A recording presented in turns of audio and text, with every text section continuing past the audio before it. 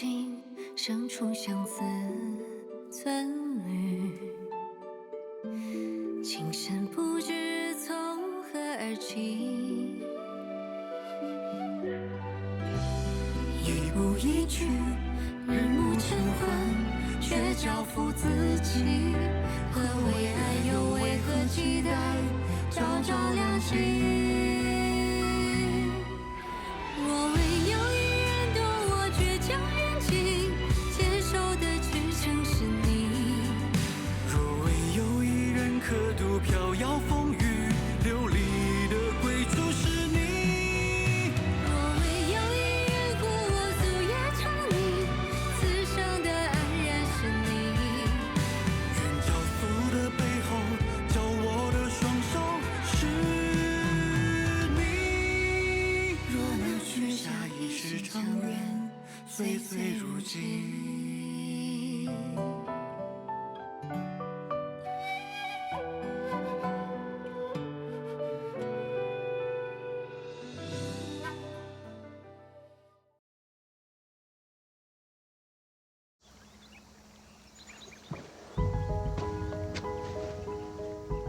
微臣定会助殿下得偿所愿。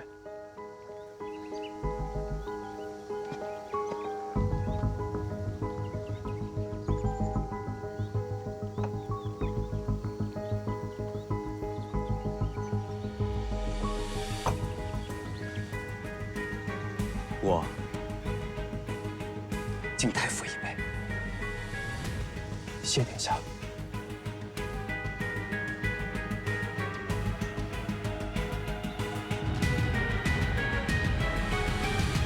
九子，实不相瞒，方才有一瞬间，我确实担心你会提刀回去，杀了骆子生。那会牵连你们所有人，我不会这么做。但眼看仇人近在眼前，却不能为父亲、为朋友、为那些无辜者报仇，这感觉我懂。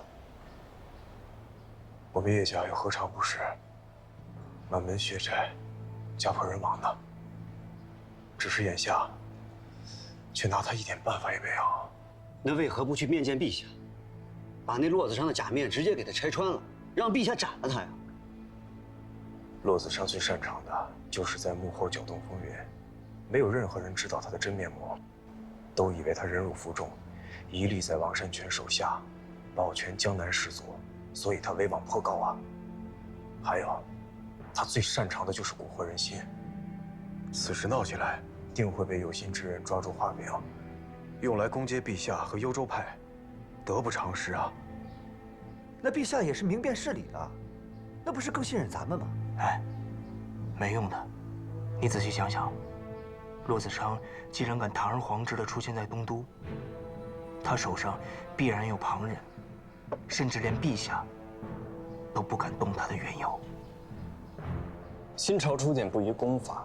如今陛下根基未稳，各州割据，正需要他们审时度势，主动归顺。现在骆子成主动献上了扬州，若是动了他，那谁还敢归顺咱们大夏？哎呀，那这么说，这骆子生借着观望天下之势，得了一块免死金牌啊！正是。为了陛下，为了新朝安定，这血海深仇我可以忍。可那是太子太傅啊！太子乃是我朝之本，是大夏的未来。他用扬州换来这个位置，就是把赌注放在了储君身上。这是我最担心的。臣骆子商，参见太后。臣为太后寻得一对合浦夜明珠，供太后把玩，望太后笑纳。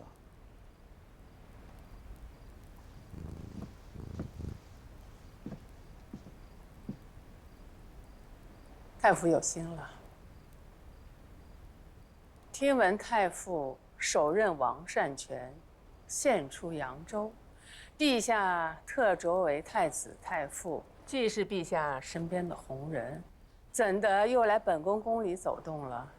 当初陛下入主东都，若是没有太后的扶持，何以让天下臣服？可如今陛陛下根基未稳，便借彻查库银之名来肃清朝野，实则是在向太后夺权。陛下此举的确是伤了本宫和前朝旧臣的心，不知太傅有何高见？臣曾听闻，这云长公主和顾九思之间曾有婚约，既是先帝遗愿，理当履行婚约。这顾九思乃是一名纯臣，他唯一的倚仗便是陛下的信任。这若与公主成亲，便可归于太后的麾下，而陛下则很难再信任他，他顾九思便会成为太后手中再好不过的一把刀。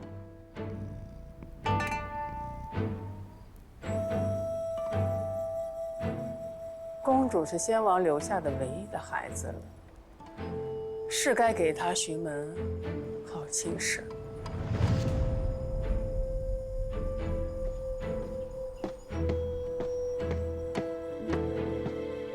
柳玉如，公主嫁入顾家后，世上便再无顾夫人，但我依旧可以让你成为柳老板。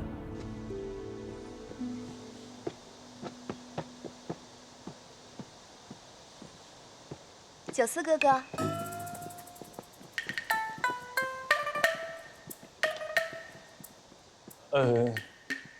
您是？见了公主，为何不拜？不必。今日我只是来见故人，不讲这些繁文缛节。下官不知公主身份，失仪冒犯，还请殿下恕罪。九思哥哥怎么如此身份了？我是云长啊。九思哥哥不记得了？咱们打小就见过，那时候我才5岁，你不知道我是谁，只当我是小宫女，帮我上树摘风筝，还骗我说叫你哥哥才肯还给我。公主是凤凰衔珠，下官岂敢攀亲啊？下官儿时做的顽劣之事不计其数，车载斗量，如有冒犯，还请公主海涵。哪里冒犯了？你我2人如此缘分，我高兴得很。3年前那场大雪，你我阴差阳错的擦肩而过，我本以为咱们缘分尽了，没想到这风筝线还真没断。不，这都是那梁王老贼搞的鬼。我对您是没有一丝一毫的心思，我哪配得上您呀？再说了，下官如今已有妻室，是幽州首富花荣胭脂铺的老板柳玉如。我们如今琴瑟和鸣，恩爱非常。九思哥哥，你我好久不见，不如就留在宫中，咱们去花园走走。下官这腿脚好像也不太好。顾侍郎，叶思剑请您去趟礼部。下官有要务在身，告辞了。九思哥哥，等等，九思哥哥。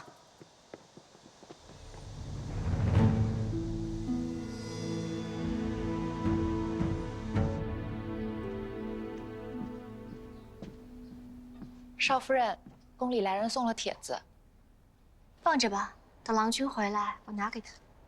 少夫人，这帖子是给您的，来人说是公主殿下邀您赴宴赏花。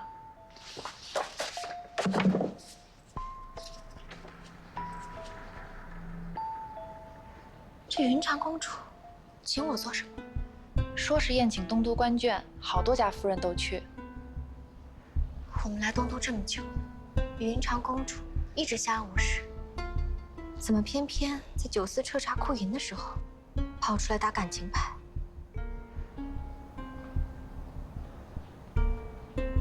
这事不对劲。少夫人，要不要我帮您回了帖子？不用，我得会回的。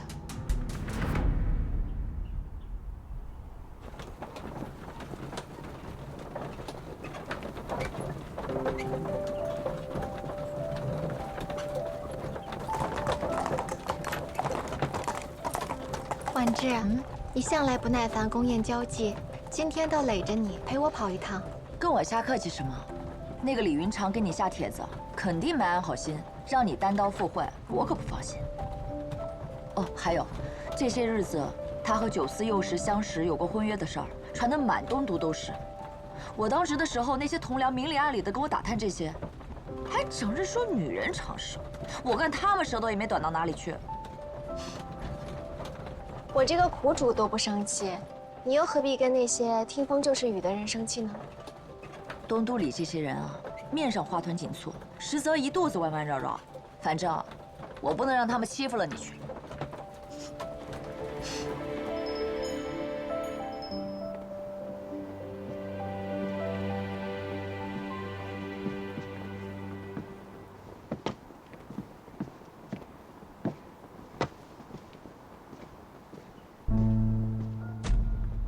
顾夫人，别来无恙。洛公子，扬州渡口匆匆一别，只得遥遥相送，心中一直以此为憾。不过还好，这么快就见面了。想不到洛公子在扬州日理万机，竟也来了东都。东都繁华之地，天下生意人无不向往。顾夫人如此，洛某自然也不例外。比起你如今这朱门贵妇的身份，洛某还是更仰慕当初你还是刘老板的模样。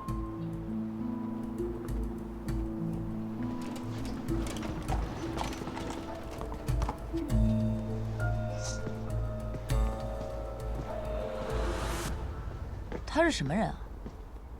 没什么，一个只敢藏匿于阴影之中的毒蛇罢了。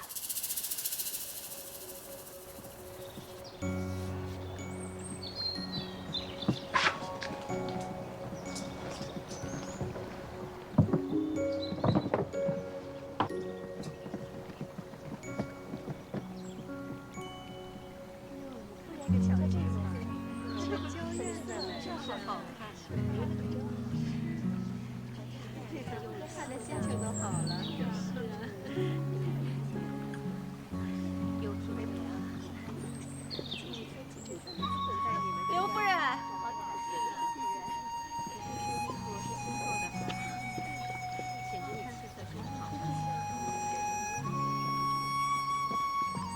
刘夫人的这只簪子可是个好物件，这么稀罕的宝贝可是不多见呢。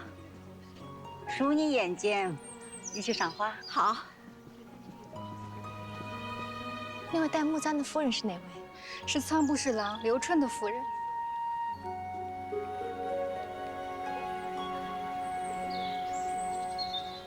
知道了，你退下吧。是。婉之，这仓部侍郎是几品官员？仓部侍郎是4品官员。4品，那岂不是和九司一样？差不多。哎，这不是户部侍郎家的顾夫人吗？顾夫人，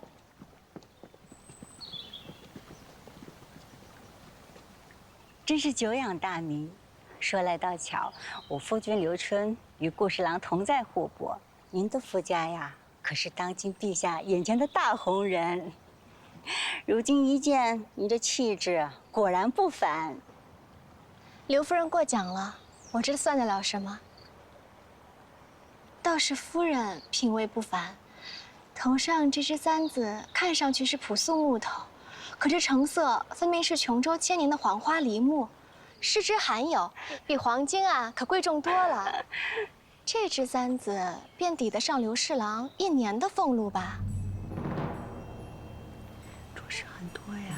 是啊，1年的俸禄。刘夫人，我家从前啊也有几件产业，可远远没有夫人这般阔绰。若是刘侍郎有什么生财之道，还望夫人赐教。什么黄花梨，什么，我听不懂。我这就是普通的簪子，根本不值钱。云长公主到。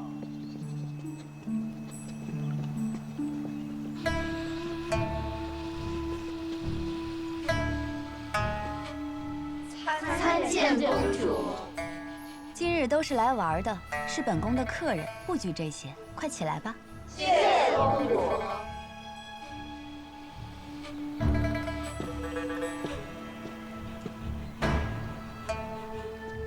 本宫让你起来了吗？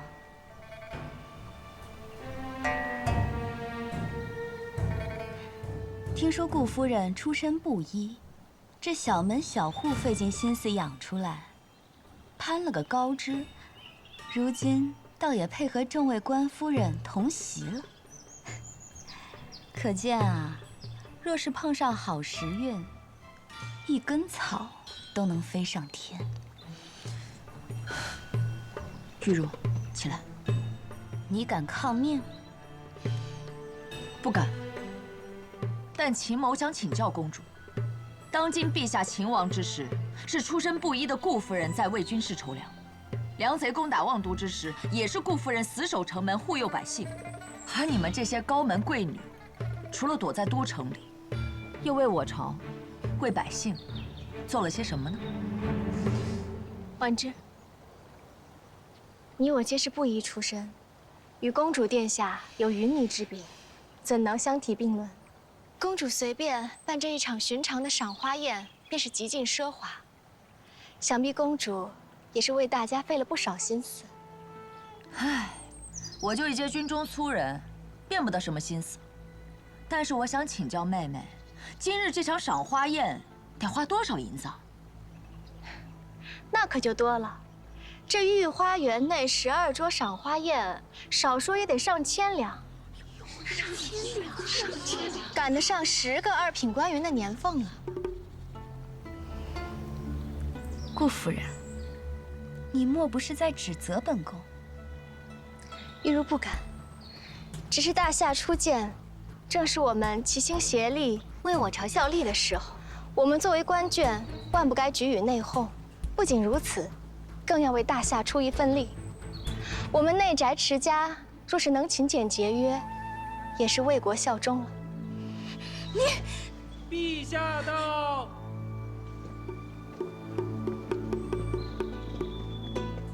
说得好。参见陛下。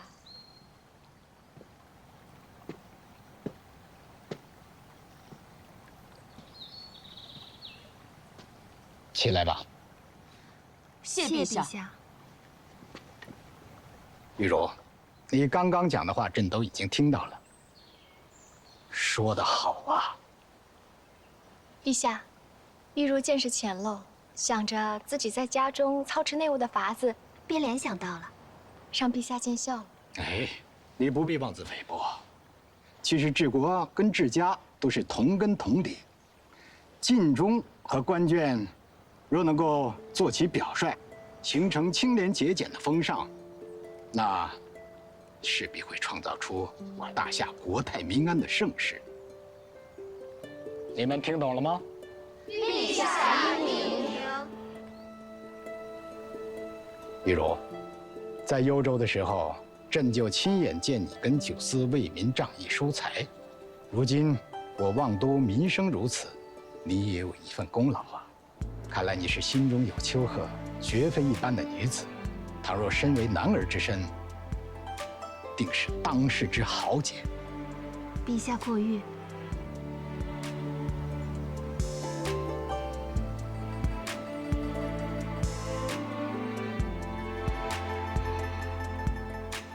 陛下近日为朝政劳累，身子骨不如从前那么硬朗了。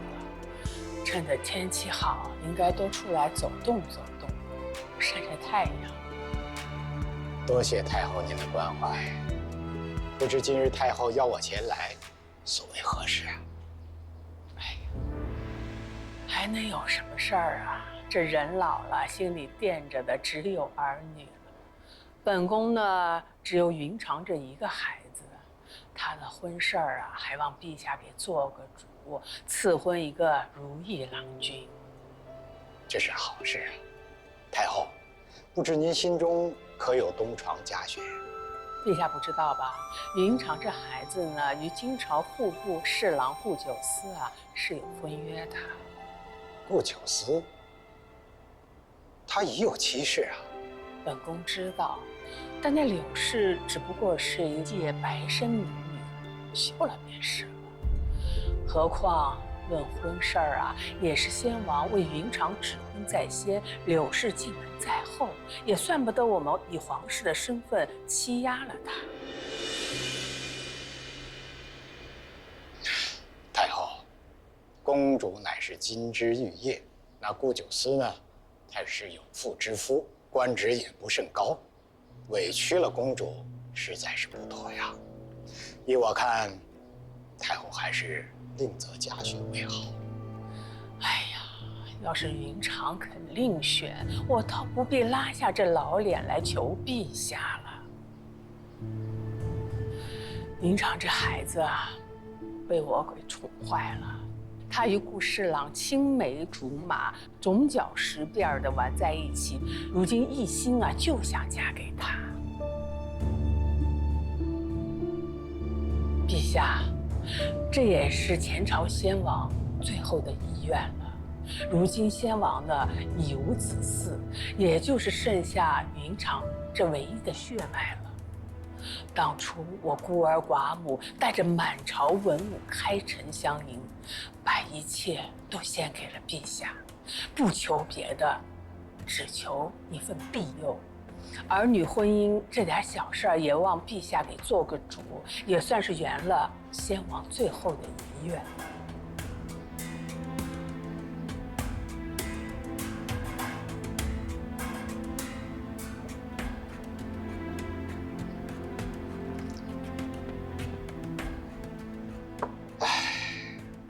我虽为天子，可这月老之事，终究还要他们人两情相悦为好啊。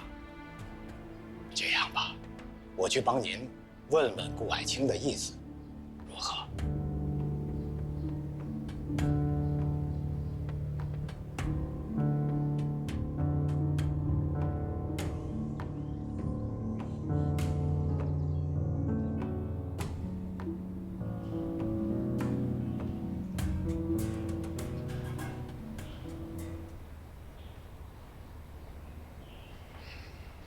顾爱卿，近来你家宅如何？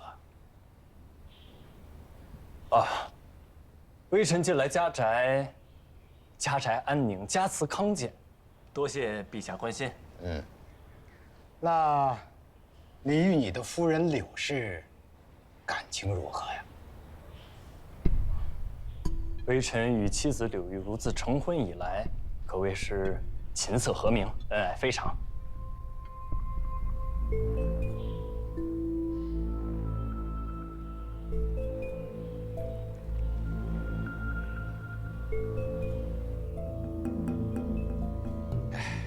顾爱卿，倘若朕要是赐云长公主为婚，你意下如何？陛下抬爱太后垂怜，微臣心意领了，但微臣已为人夫。顾侍郎娶妻时，门第便不相配。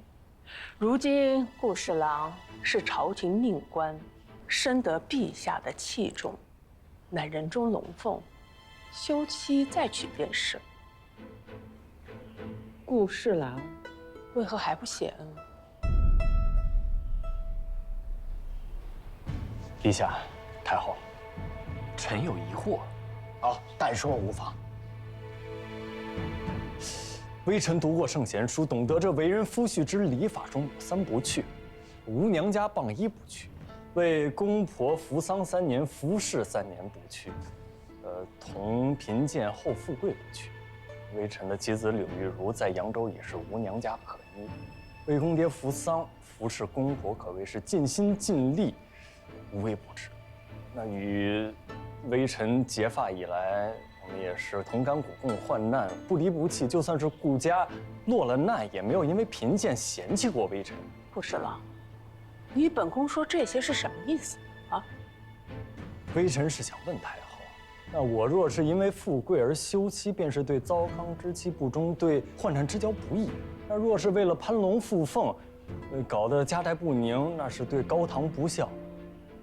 您身为慈母，这慈母之心真的愿意把公主嫁给我这样一个不仁不义、不忠不孝之徒吗？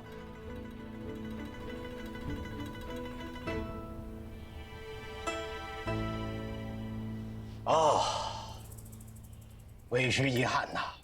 看来顾爱卿你是没有娶云长公主的这个福分了。是。不过你与你夫人伉俪情深，倒是令朕动容啊。听说是扬州早春的一场大雪拦住了赐婚使者，才让你们两个提前结为了夫妇。只是天意如此啊！你们两个又情投意合，患难与共，真是天作之合。来，拿支笔来，快！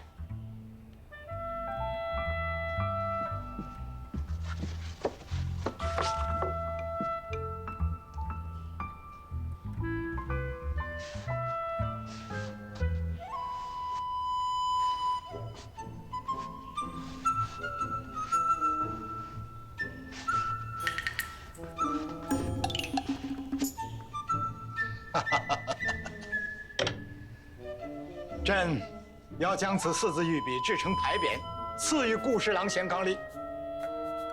多谢陛下。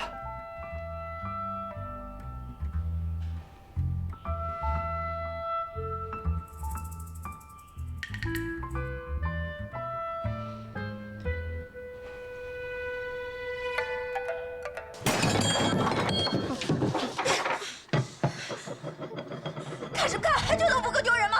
公主殿下，请息怒。滚！都给我滚出去！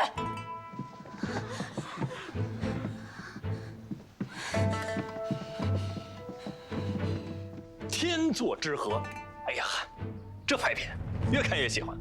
木兰，去，把它挂到卧房，我要每天一睁眼就能看到它。去，走。浮夸死了！陛下怎么突然想起来赐你这个？难不成是你的云长妹妹还惦记你？陛下赐你个护身符？哎，还真让你说中。不过这回啊，我可谓是舌灿莲花，把那太后噎在哑口里。噎她干嘛？当初新婚之夜，你不还跟我提和离？如今当驸马娶公主，岂不美哉？你这女人怎么翻账本还翻旧账了？你别翻了，喝上。我就要翻。行，你翻吧。但这天作之合可是陛下说的，难不成你还想碰纸啊？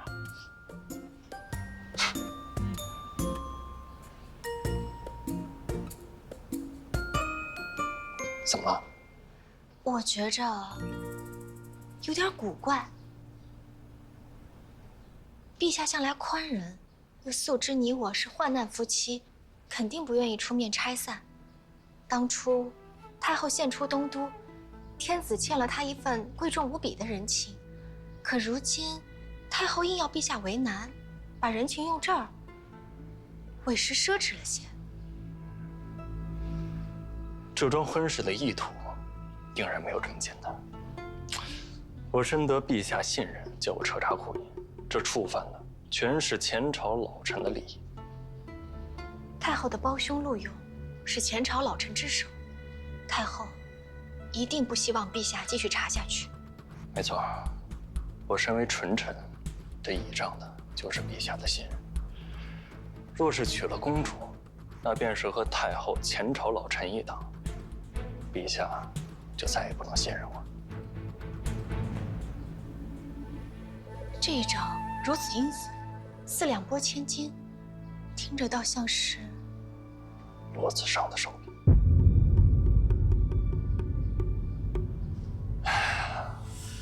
这东都盘根错节，我得找那老狐狸好好商量商量。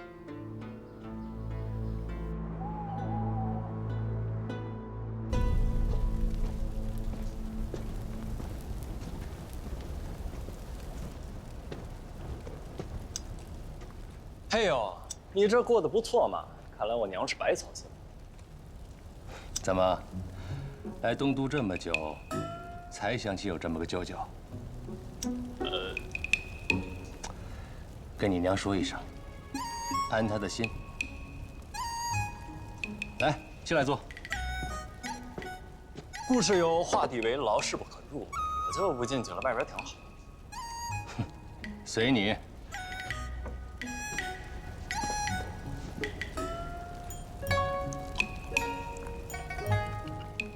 长高了，是咱们太久没见了。你的事儿我可知道不少。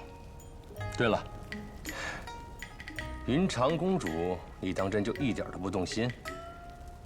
她可是个美人啊，当年东都一见，人家可是对你芳心暗许。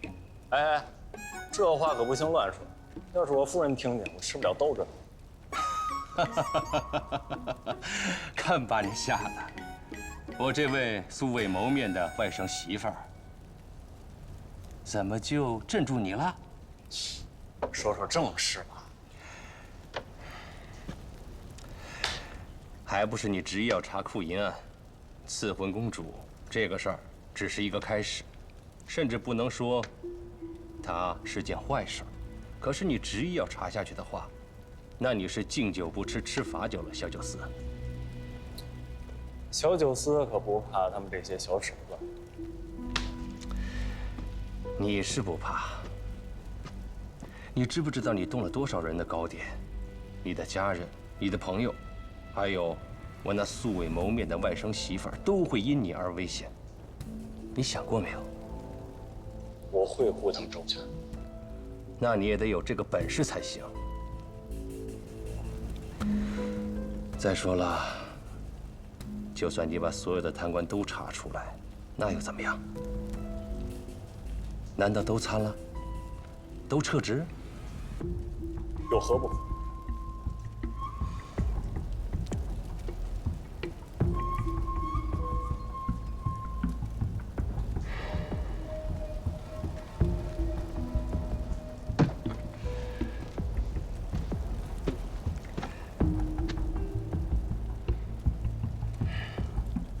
你先回去吧，免得你娘担心。行。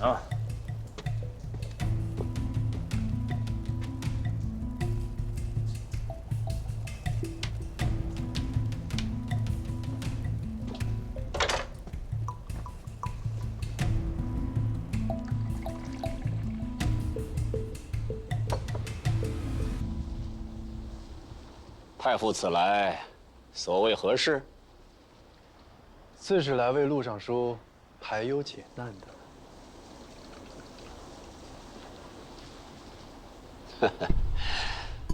上次太傅筹谋云长公主的婚事，差点儿没把太后老人家气出个好歹。这回太傅又有何高见？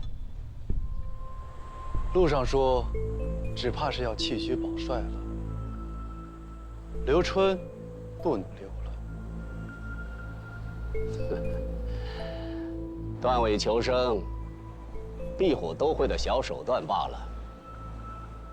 若太傅若是只限这点计谋，可就当不起这3成之数了。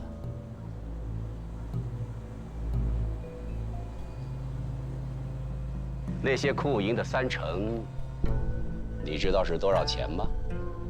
你要想拿到这笔分账，就得拿出点真本事来，解决掉这个案子，不要让任何人再继续的查下去。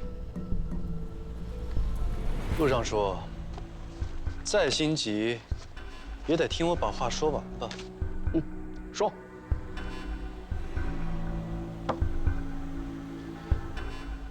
杀刘春不重要，谁杀了刘春才重要。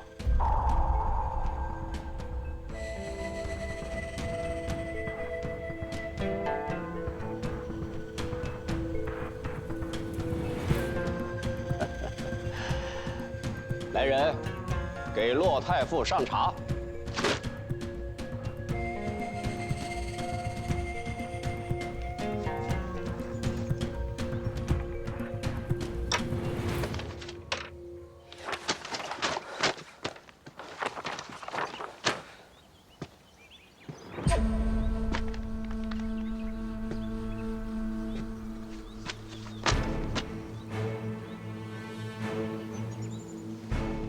太子殿下如此勤奋，若是陛下知道了，一定会十分欣慰的。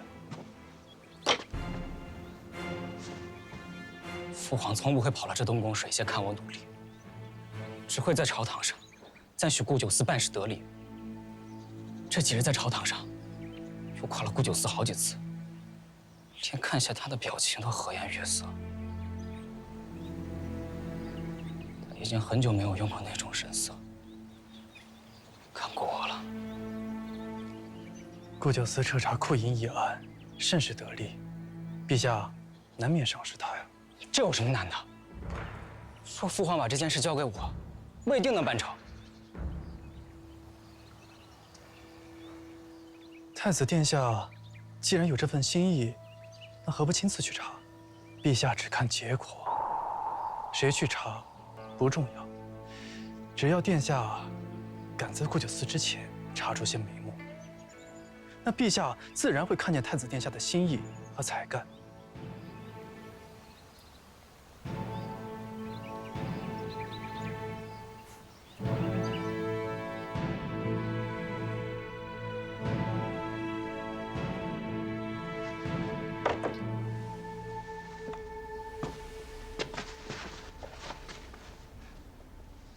你写这么老些损干什么呀？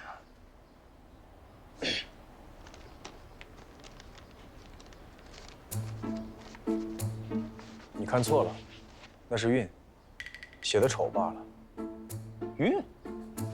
我瞅瞅，嘿，还真是韵，夜韵的韵。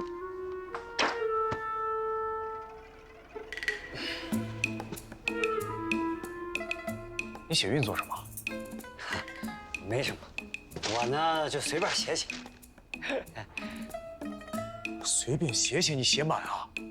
啊，你听我解释啊，这个韵字呢，就是前几日呢，你妹妹叶韵呢教我学习写字儿，我这前2天写沈明，这2天该写韵了，学习学习。行。为什么？什么时候啊？就你们2人共处一室？出去泡茶去，快点！啊，你别激动啊！哎，你给我赶紧的，快瞧见没有？他揣怀里了。这孩子好学是好事，想多了，想多了啊！是我想多了吗？想多了，纯属想多了，土匪没文化。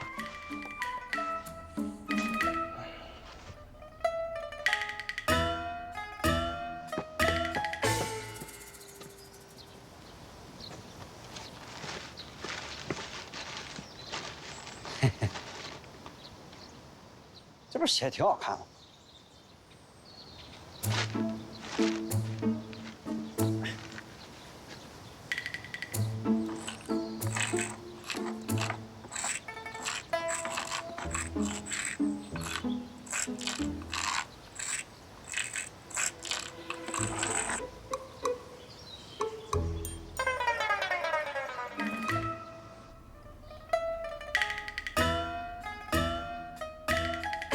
识字的，又不是只有我家韵儿，为何偏偏让月儿教他呀？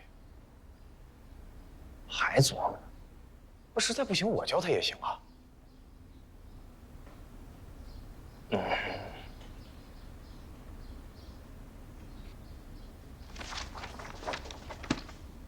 这东湖的账册已经悉数查明了，漏洞百出，但这账却是平的。他们呀，肯定是有其他手段。我明白了，沈明啊，他每次去我家搬账册，都忙前忙后、上蹿下跳的。那如此看来，这小子是醉翁之意不在酒啊！你对沈明意见挺大呀，不应该吗？这是前朝的火氏柱，大前年东16铺到东32铺走过水。据说烧的只剩下黑墙，所以才搬到了现在的布置。你有没有觉得，这账册记得过于清晰完整了，是吧？按理说经历过搬迁和走水，这账册应该都有些疏漏和模糊，可这本清晰的像是故意等人来查一样。我觉着沈明也是自家兄弟，你妹妹跟他在一起，这也挺好。这亲兄弟还明算账呢。再说了，女子不幸，多从嫁人开始。我们叶家可就剩我们2人了，我完全可以让她轻轻松松的做一辈子叶家小姐。别，你等会儿啊！什么叫女子不幸多从嫁人开始？那我们家雨茹不就是个反例吗？雨茹跟韵儿能一样吗？我们家韵儿她还小，我得看着她呀。那万一让人给哄了呢？哎呀，我说呀，妹妹的事情少管，讨嫌。她要是没这心思，能有沈明缠着她？行了，沈明这事儿，我过2天得找他。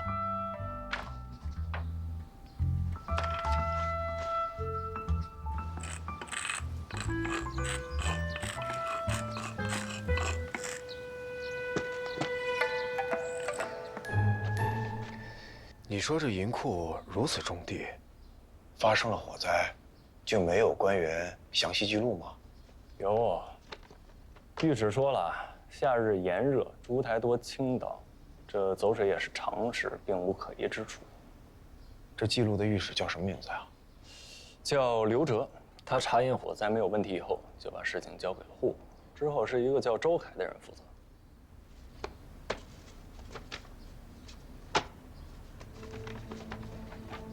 你看看，是这个周凯吗？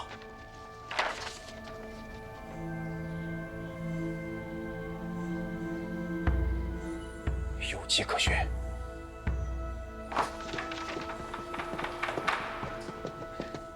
死了？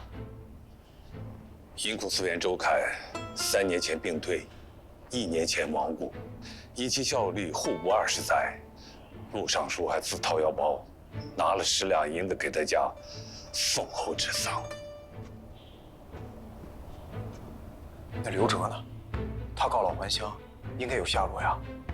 前年战乱波及他的住处，村子已经平了，人不知去向。还有一处可查。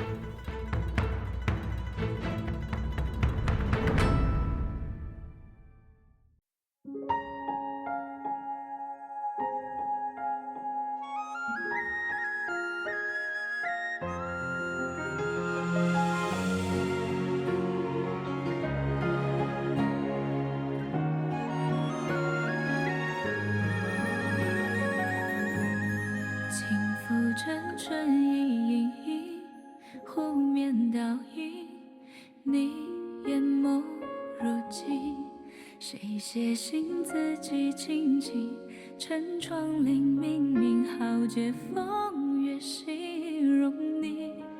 你若有梦分我听，我愿静静一朝一夕同你行。哪怕是崇山峻岭，是孤帆远影，我都认定陪你寻。可见这风儿轻轻，雨儿轻轻，轻轻换一身清静，轻轻让我的深情和你的身影轻轻地相依。看清这月儿明明，风儿轻轻，轻轻照我的情景，轻轻听我的愿景和你的愿意，轻轻地老去。